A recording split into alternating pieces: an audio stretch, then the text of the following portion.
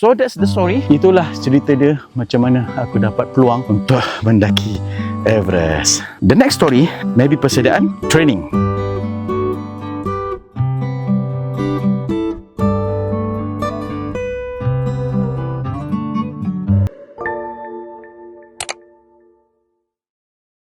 Alright. Alright. Kita nak sambung cerita tentang Everest. Okay.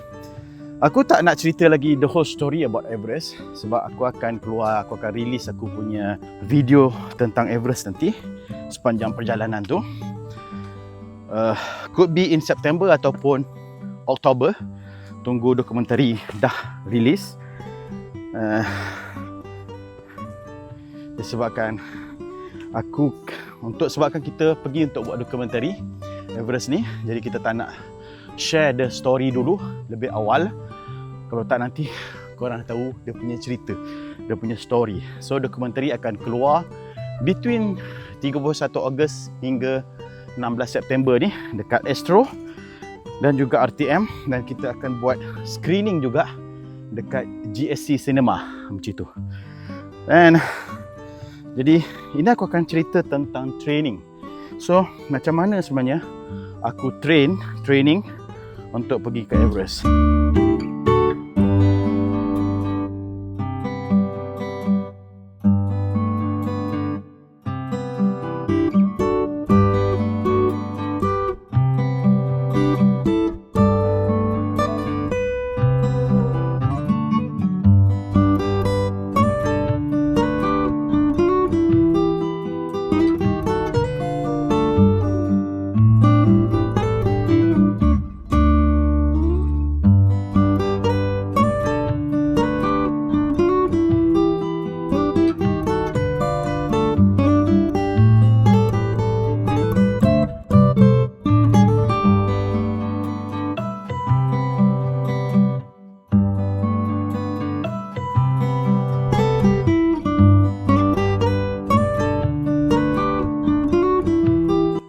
So, the training.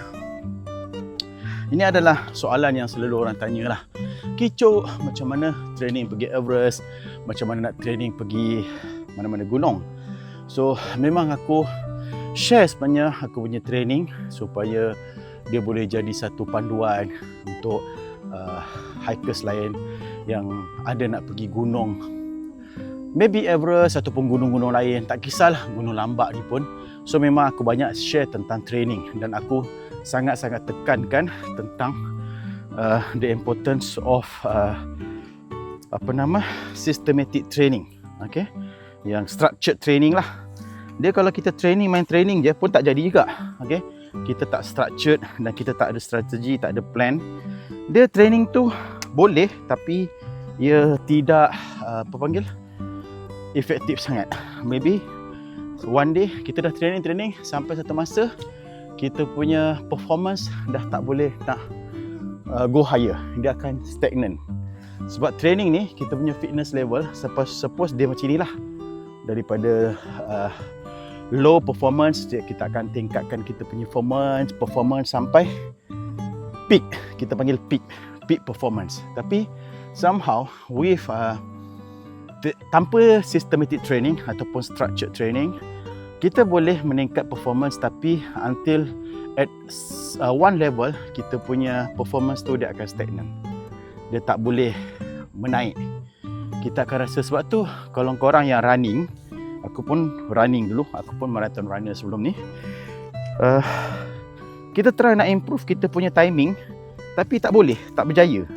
Kita dah konon-konon kita training lah. Tapi sebenarnya training kita tu tidak lagi efektif. Kita akan stagnant. Kalau kita buat 5 jam lah. Dia tak boleh nak jadi 4 jam 55. Tak boleh jadi 4 jam 58. Dia akan 5 jam. Walaupun kita dah training. So, sebab tu aku selalu share tentang training lah. So, what I did for my Everest training, sebenarnya untuk Everest kali ni tak terlalu susah disebabkan aku dah training aku ni sebenarnya ongoing terlalu lama. Daripada senang cakap, kalau aku cerita after COVID lah after COVID lah senang cakap. Kita tak payah cerita lama sangat lah. Means after 2020. Okay, sikit tentang before 2020. Aku punya base ialah aku memang marathon runner masa sebelum tu. Dan juga aku sebenarnya seorang triathlete. Aku buat banyak triathlon race yang berenang, basikal, berlari. Itu dah jadi macam lifestyle aku dalam untuk keep aku punya fitness level. Okay, memang tujuan aku buat triathlon, buat Ironman starting since 2006. Aku buat first Ironman aku in 2009 and second Ironman in 2014. Tujuan dia semata-mata adalah untuk improve aku punya fitness juga dan keep that performance supaya anytime aku boleh naik Everest. Aku pernah cakap memang pun aku buat Ironman bertujuan untuk training untuk ke Everest. Okay, while some people that Ironman adalah jadi satu ultimate untuk dia. For me, Ironman bukan ultimate untuk aku sebab tujuan aku adalah untuk mendaki. So, that was before COVID, before 2020. So, bila 2021 aku decide untuk pergi K2, aku start aku punya structured training. Okay, aku dah ada base sebelum tu. Jadi, untuk buat structured training ni tak terlalu susah lah. Aku cuma, maksudnya dari segi fitness tu kita dah ada base lah. Asas fitness tu kita dah ada. Maksudnya dari segi cardio, aku adalah basic, dah tak adalah teruk sangat. Aku punya cardiovascular punya performance, mungkin muscle pun adalah sikit, muscle endurance pun ada sikit masa tu lah. And jadi aku start structured training ni macam mana? Ialah dengan pada masa tu selain aku pergi cycling, aku pergi swimming, masa tu aku dah stop running tau. Sebab kan aku dah mula ada masalah lutut. Lepas COVID tu aku punya lutut kena meniscus. Okay, meniscus injury. Okay, dan bila aku lari, aku dapati aku akan rasa sakit dan dia lambat nak recover. Dia akan recover tapi dia akan ambil masa berhari-hari dan makin teruk. So aku punya training basically waktu tu adalah swimming and cycling, not running. And selain tu ialah hiking lah. Hiking ni macam biasalah, once in a while, once a week, once in 2 weeks, maybe once in a month pun, once a month pun maybe kita pergi hiking. It is part of the training. Sakit pegang. And sampai satu hari, sebab kita susah sebenarnya nak konsisten dalam training tu. Kadang hujan, kadang panas, kadang kita malas. So one day aku decide aku tak boleh teruskan macam ini. Aku kena ada disiplin. So satu malam tu aku keluar rumah, aku try cari gym. Aku pergi dekat Pontian. Aku dah masa tu memang dah duduk dekat kampung lah, sebab aku teman mak aku yang dah tak sihat. Aku kena cari gym yang dekat-dekat dengan rumah. Kalau kat JB aku memang dah ada gym. Rumah aku sebenarnya dekat JB, tapi disebabkan aku dah pindah dekat kampung kat rumah mak aku, jadi aku kena cari gym area tak jauh dengan rumah aku. Sampailah aku jumpa satu gym tu, nama dia Smart Gym di Pontian. Okay, aku jumpa dia punya trainer, nama dia, owner dia, nama dia Azad. And aku start aku punya program dekat situ pada tahun 2021.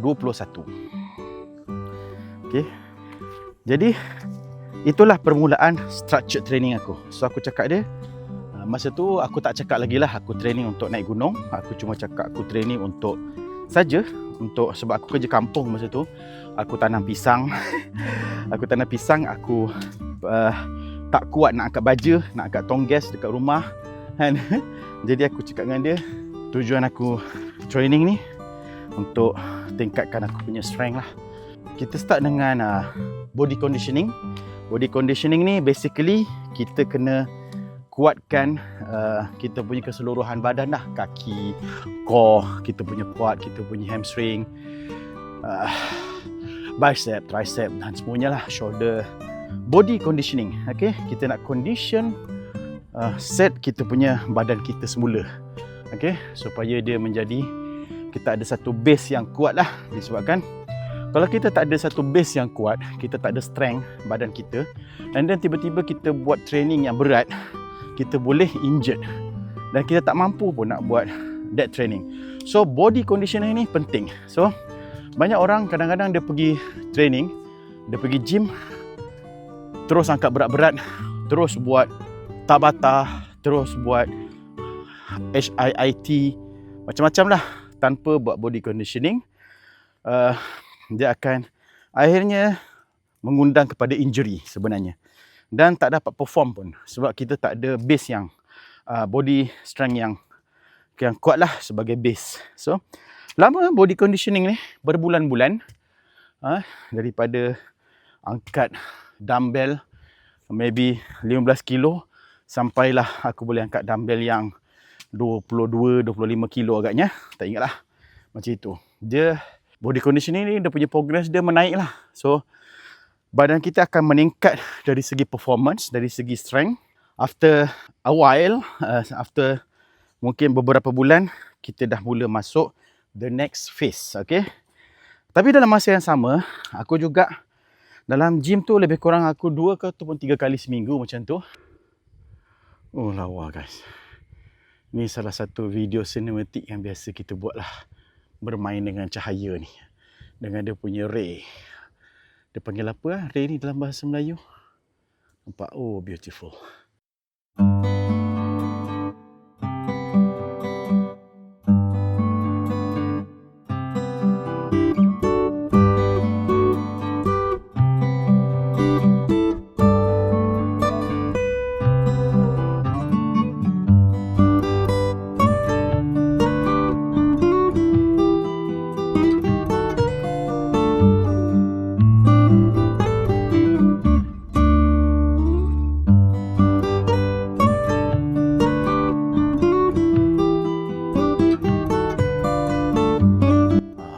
This is Gunung Lamba. Macam itulah aku punya video. Raw kan? Suka-suka hati je. So aku harap korang okey lah tengok aku punya YouTube ni dengan style aku punya channel ni. Style video aku yang sangat-sangat raw, yang tak buat video lawa-lawa macam aku cakap sebelum ni. Aku try nak buat menggambarkan keadaan sebenar aku ataupun keadaan sebenar tempat tu, instead of aku buat video lawa-lawa, ada cinematic. Inilah keadaan dia. Kita boleh dengar bunyi-bunyi angin, bunyi unggas. Okey, sambung. Aku raw gila. Aku sambung cerita lain tak. Puncaknya aku rasa maybe dalam 20 minit, 9 minit sampai. Pelan-pelan lah. And apa nama? So kita punya training tu dia ada progress lah. Dan kita ada set, kita kena tahu bila kita punya peak performance. Maksudnya dalam kes aku ialah bila aku punya expedition lah. Masa tu aku train untuk ke Manaslu dulu, okey?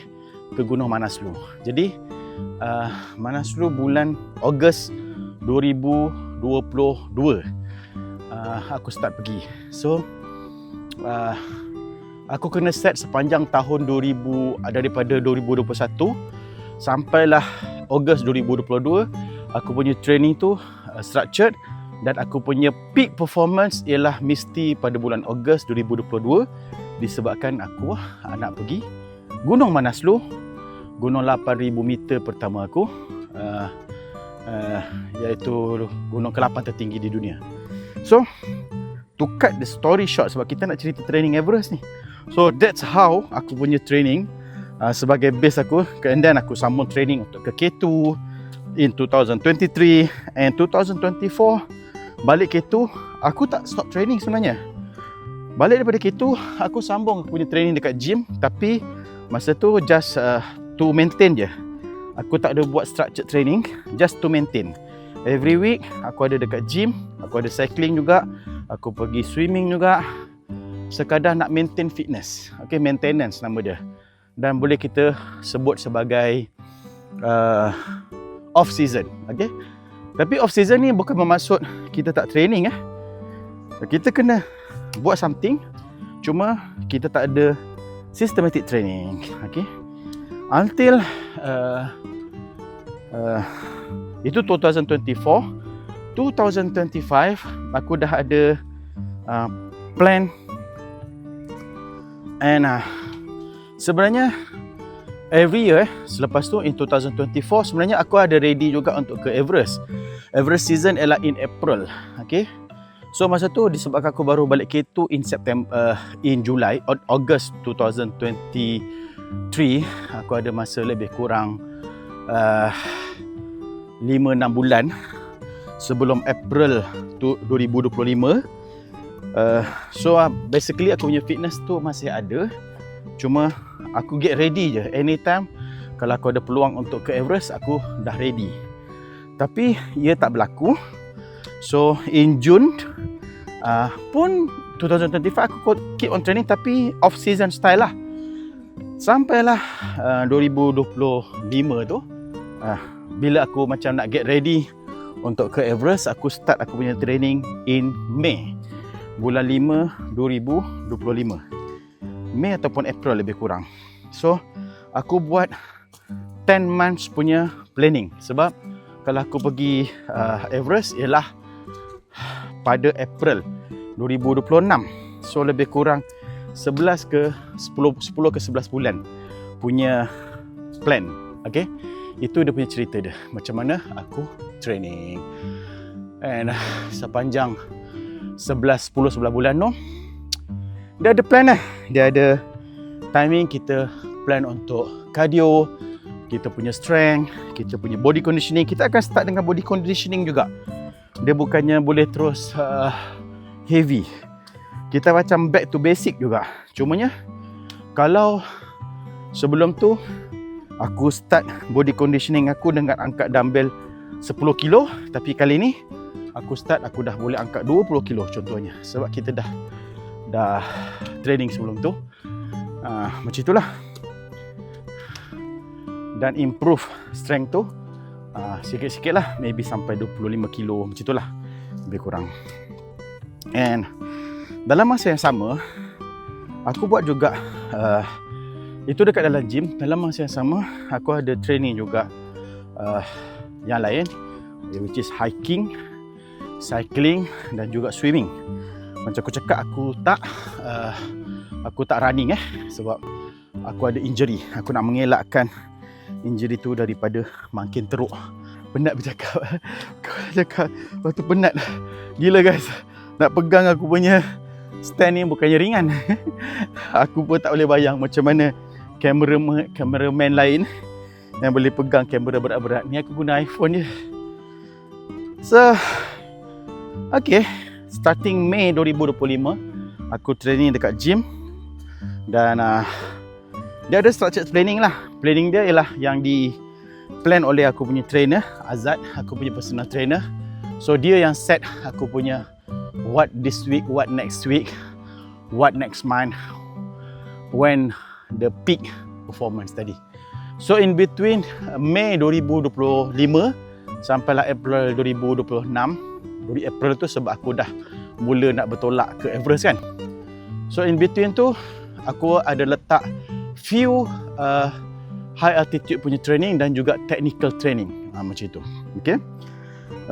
Which is even early that year in Januari macam tu pun aku ada pergi Kilimanjaro dekat Afrika.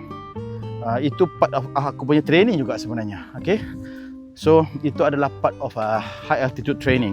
And pada bulan lebih kurang bulan 6 macam tu aku start aku punya high altitude training dekat Kinabalu je. Okay. Bukan Kinabalu je, maksudnya kat Kinabalu. Okay. Which is aku buat Kinabalu multi peak. Kita tidur 2 malam dekat Gurkhahat, dekat almost 4,000 meter. Dan kita naik, aku dapat naik 3 puncak je sebenarnya. Suppose 4 puncak. So itu first high altitude training. Lepas tu in August ke September aku pergi Switzerland dan juga France. Ini adalah part of technical training.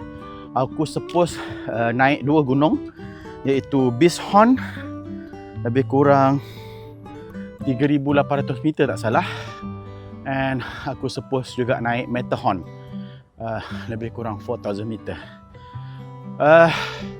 Aku tak berjaya sampai puncak kedua-dua gunung ni, okay? Tapi tujuan dia adalah technical training, okay?